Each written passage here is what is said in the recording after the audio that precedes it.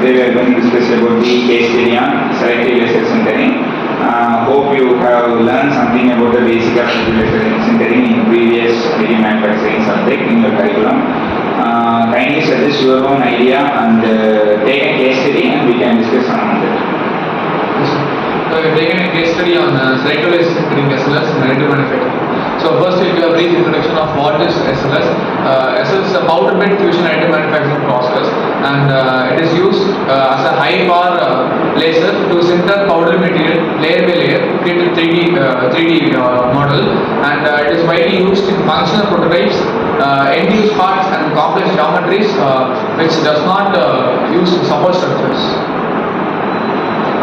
As I said, now we are going to see about the working principle of SLS. In that a thin layer of polymer powders is spread in the bed, and a CO2 laser selectively passes through the bed of powder which form a 3D object layer by layer. A platform lowers by one layer thickness of 0.15 mm. As I said, now we are going to see about the working principle of SLS.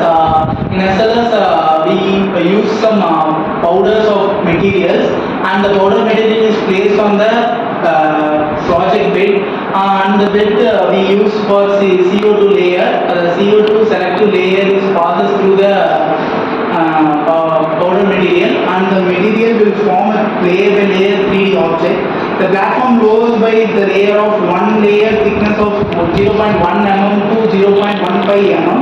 The process repeats until the part is completely done. Unused powder acts as a support, and later it will be removed easily. And automotive functional prototypes are highly manufactured in this SLS process. We see the objective of an SLS, that is develop a lightweight heat resistant air bed for an electric vehicle using SLS. Materials used for this process is nylon 12, and this is good for mechanical strength and high impact in the thermal resistance, and also thermal stability is up to 170 degrees Celsius. Processing parameters like layer thickness is 0.1 mm, laser power is 30 watts to 60 watts of power, and bed temperature will be maintained at 110 degrees Celsius. So now we are going to see the results and analysis of the adder that was created for an electric vehicle for using SLS. So this result and analysis compared between SLS and a normal manufacturing thing. So when you are building this adder using manufacturing or normal manufacturing, it would take around 3 weeks, and if you are using SLS, it takes around 3 days. And the other parameters is like weight, which is if you are using traditional manufacturing, the weight is high, literally 1.3 kilogram, and if you are using SLS, it is 0.85 kilogram. And the cost is very less compared to manufacturing, because SLS uses very less filament, and compared to traditional manufacturing, which has wastage and other things.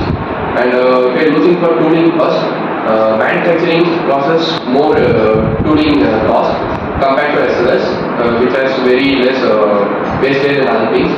And for complexity, manufacturing has limitations in very various areas. But when you are coming to 3D printing, especially SLS, there are many ways to create a product with high complexity without registering any problem in structure and other things. And for key observations, we are looking for 30% weight reduction achieved. Okay, and internal airflow channels optimized, and no support is required when you are creating the product in SLS, and reduced product development cycle. And for advantages of SLS, we are looking complex geometry fabrication, no support structures, good mechanical properties, suitable for batch production, and reduced material risk. So now let us see the limitations of SLS. Surface finishes slightly rough, high initial machine cost, and limited to power-based materials. Conclusion: SLS proved to be an efficient additive manufacturing technique for functional automotive components. It reduced weight, cost, and development time while maintaining and mechanical properties. Okay, thank you for how the functional components from each automobile industry is establishing the SLS as the prototyping concept in their own environment. So once the property and the strength enhancement carried out in SLS compared to the traditional manufacturing, the mass production struggle of additive manufacturing will be converted into the advantages of mass production in additive manufacturing through metal additive